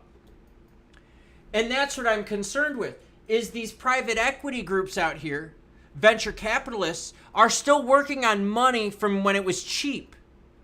So if Jerome Powell is like, yo, if housing is still at an imbalance, we should really, really be starting to think about housing. With housing out of balance, because there's no supply, because private equity groups have cash, but we have to eat through the cash that they acquired at cheaper rates. So when Jerome is like, yo, 2025, that's not good. That is not good. And David Gibbs has got the right thing. Buying everything, and after that, they drop major hikes and collab with each other for crazy rent. And that's exactly what happens. These private equity groups, they come in, they buy out all these homes, whether they're wedge properties, right? Or whether they're just ready to go homes, they buy them, and then they jack up the rent. Then the floor rent comes up. This is a joke. Total joke. And, you know, the problem that I have, and this goes out to the conversation I was having with Shadow Smith on chat, which, by the way, how freaking cool is that we can do that kind of stuff, right? Chat, hang out back and forth with each other. I like that kind of stuff, man. This is cool. But the thing that gets me is, look, we just hit it. Just hit it and hit it hard. Hit it so many times you don't need to hit it again. So if you know the housing problem is going to take time, and if you know it's going to take until 2025 for you to get things back down to 2.0, then what the are you? No, then do it faster. Because time costs money. Do you remember what happened to the price of XRP during the case? Cost you money. Hundreds of millions to fight the SEC. You ever build a house and have construction delays? Those times cost you money. You ever have a business project go longer than you anticipated? It costs you money. Oh. Steve Dean says, why are you so negative, Klaus? All we need to do is hold to 2025 to 2026 and cash out. I'm not negative for, I think, maybe the reason that you think, Steve. And I'm not trying to talk for you. I'm just assuming, okay? I'm negative because we can fix these problems. You can fix this stuff. To fix it, though, you're going to need some congressional help. You can't just rely on Jerome Powell with raising, dropping, or holding rates. That's just one tool. He is a tool, but that's just one tool. That's not going to do it. If you had some congressional help, we started, I don't know, doing things correctly. I don't know, watching what we spend. I don't know, maybe being more efficient with our money. I don't know, maybe not buying $40,000 toilet seats and desks and all sorts of other shit. The governments are the one that spend money that gets us all messed up. That's why this is such a mess. That's why I'm upset. I'm not upset because of the time frame. It has nothing to do with that.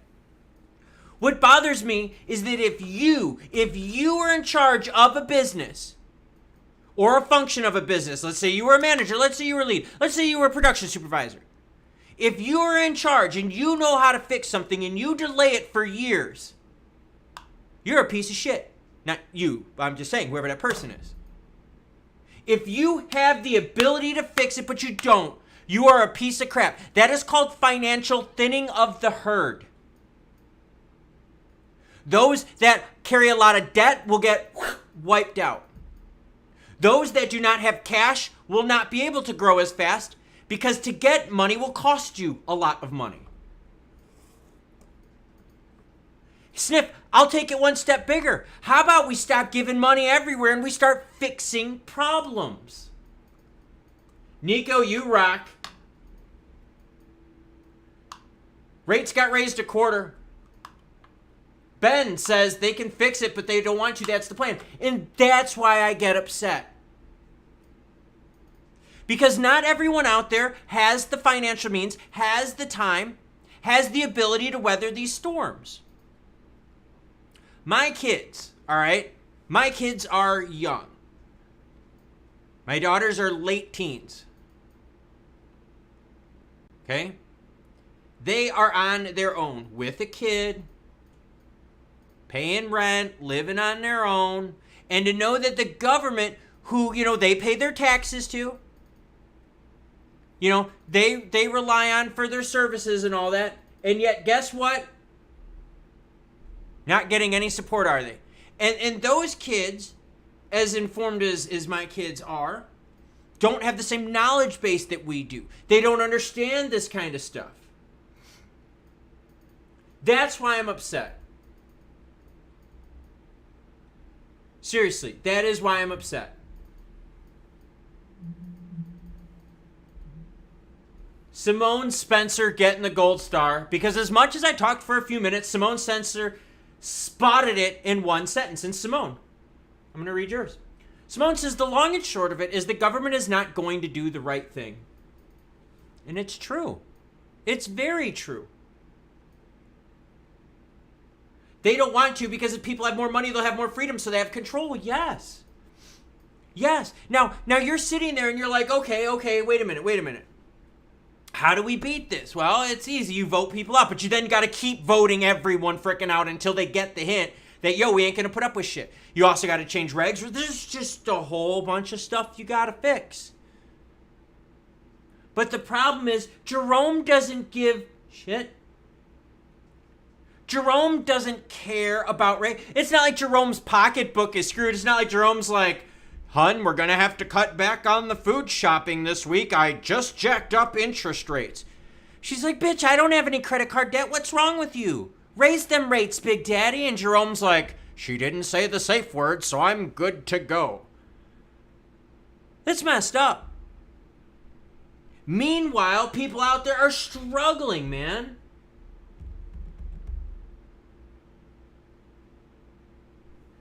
Ben says they know what they're doing. Take from the poor to feed the rich, keep the poor under control. And it's true. There are many different forms of control.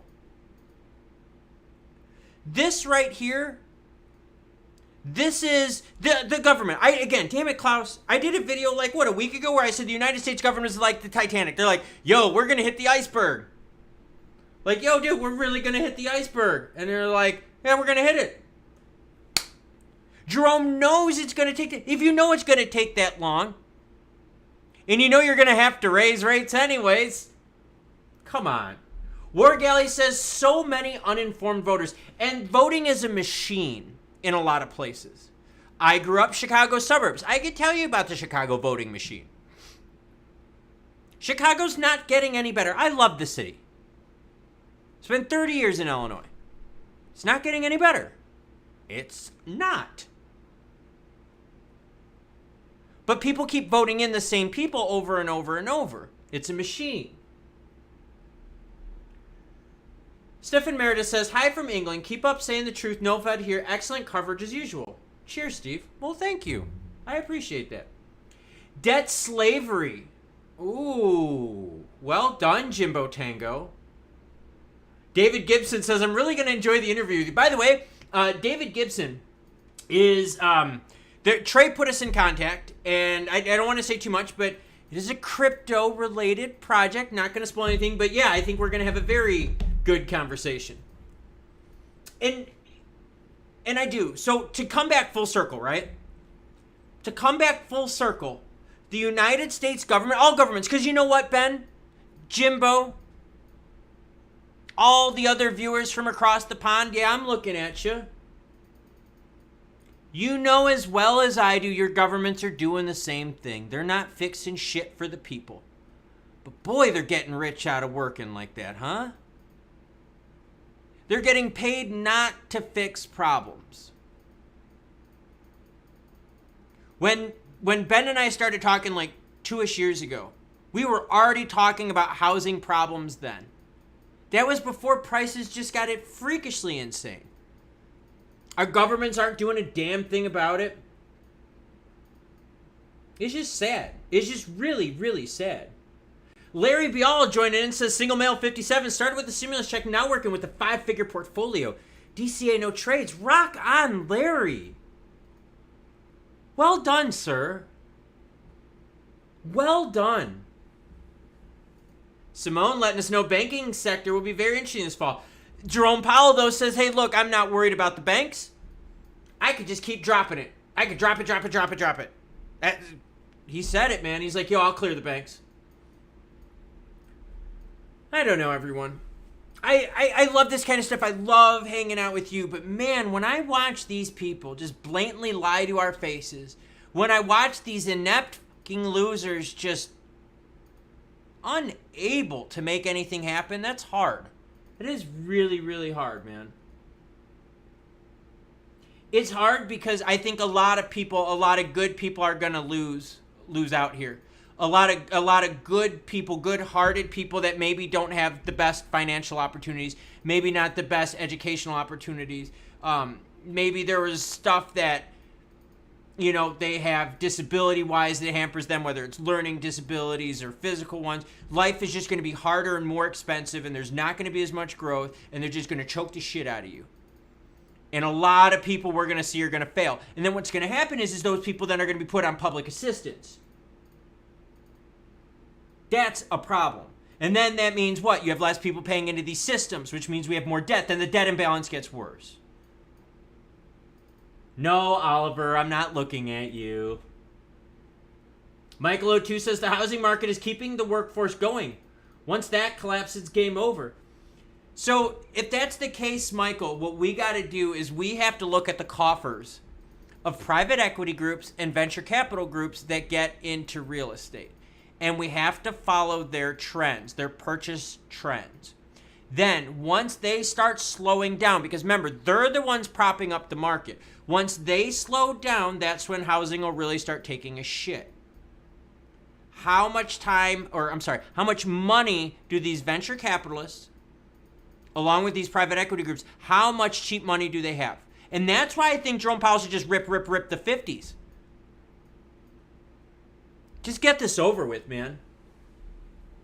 Oh, it's gross. All right, everyone. I have not had lunch today. It is way too late. I do have a race to do in a few days. Yes, I do. I've got a race this Sunday, everyone. Nothing crazy, just a tune-up. But I do have to get some food, so we'll do this. We'll end the stream at 3:40 today. If you got any questions, comments, now's the time to get it, because you got about 4 minutes. Asparagus, asparagus, asparagus.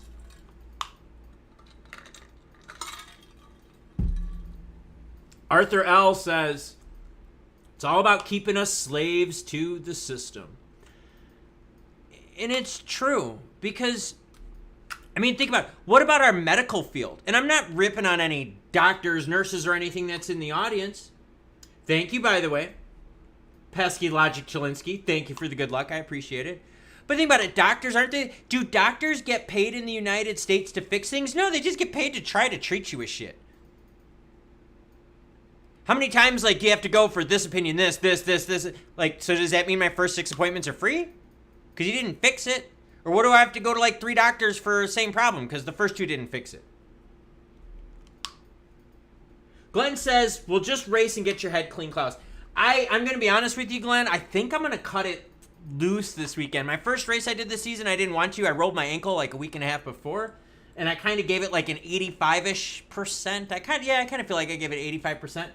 I'm kind of thinking cranking it up into the 90 percentile range for effectiveness oomph this weekend. So Sniff says we need more dancing nurses, I guess. Yeah, we do. We do need more dancing nurses. On TikTok. Syrian Marshall says, thanks, Klaus. You're very welcome.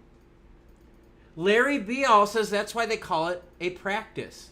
Dude, that was a legit joke, man. Larry, you know what the sad thing was? I didn't get it until I was written. Thank you, Larry. Guys, Larry Beal, I think maybe gets the gold star on this. Syrian Marshall shared her word, PAX. Oh, Simone, thanks again. No, thank you, Simone. You had a great comment, by the way. Keep joining us, Simone. Seriously, that was legit. You had a very insightful comment. Michael O2 says, Klaus doesn't have one negative cell in his body. Check him out. No, it's you know, whenever you guys see me get all, like, fired up, it's not fired up like negative. It's fired up of passion. I'm very passionate about what I do. I've been very privy to a lot of information in my life. I've been very lucky to have a good opportunities, you know, as I've been growing up. Working hard is like, I don't know, like it just, I've just been blessed. I'll put it that way. But I don't know, man. I'm just worried. Thank you again, Glenn. Thank you. But I'm just worried that they're going to screw a lot of good people over. And the thing is, a lot of good people that maybe aren't like well financially off have really amazing ideas.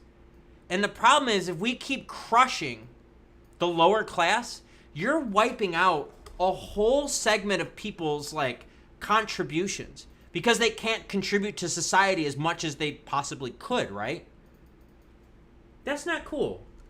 Ashley Garnett says, best channel on YouTube. Ashley Garnett also says, hi guys, I missed the majority of this live due to work. Quick recap, anyone please. All right, Ashley, here we go, and everyone else watching. I'll give you a quick recap, and then I will sign off. Ooh, I snuck singing in. Here's the deal. Jerome Powell hit us with the quarter. He said, though, that economic conditions will be tightening up. Lending standards will be tightening up. Crushing housing eventually. The job market eventually. Along with inflation. Jerome Powell stated that he will not give any definitive answers on their forward-looking moves, other than they are in a wait-and-see mode with the next report coming out, I think in a couple weeks, right? Yeah, like 3 weeks, I think it is. He also stated that housing, and he snuck it in at the end, that sly, sneaky bastard. He snuck it in at the end that housing is the big problem. And he is waiting for the supply and demand to level out. The problem is, though, is where are we going to get that additional supply from? Builders aren't building because stuff's crazy expensive. And interest rates are high. Jerome Powell also stated that even though, yes, we did have a juicy report on this last time, guess what? That doesn't mean we're going to get a juicy report next time. He even said, we will not reach our target rate of 2.0 until 2025. So buckle up, kiddos, because the pain train left the station and we're making stops along the way until 2025. There. That was your summary. I got you right there. So Ashley, thank you for the best channel on YouTube. I hope that was a good summary for you. Housing market is always the last to fall and last to climb. And Ashley, that's the thing. You got to eat through. You got to eat through private equity group money and venture capitalist money that are into that stuff. Ben says, good night, Klaus. Thank you once again. Keep up the good work. Good night, everyone. Ben, seriously, thank you. Every day, I am reminded of you, sir. Just remember that. Every day, I am reminded of you. Every time I edit a video and I'm looking at my screen and I see it over my shoulder, I'm reminded of you. Thank you, Ben. I appreciate it. Jimbo Tango says, later, Klaus. Later, everyone. Yeah, everyone, please make sure you guys say goodbye to each other in the chat. We're all a big group and team here. Ashley says, good night, Klaus. Thank you, dude. You are very welcome, Ashley. Sad stuff, everyone. Sad stuff. As we see the iceberg approaching. We're getting there, man. The iceberg, we are getting to that iceberg, and we're like, do we steer the ship away? Nah, we're good. The iceberg's getting closer. Should we turn? Nah, let's ram this bitch and do it. That's governments around the world. Arthur Ellis says, thanks, Klaus. Great show. On that note, what I wanted to say is thank you to all of you. Caribbean Kid Investment drops in a super, I think it's a super chat. They don't show me what it is. Caribbean Kid Investment drops with the deuce and says, love you, bro, no homo. Got you back. Everyone give Caribbean Kid a big thank you. Bo Rabbit in the house. What's up, Bo? Bo enjoying the Florida heat. I pay attention to where y'all live, too. Starting to meet a lot of good people on here. It's awesome. From Montreal, best wishes.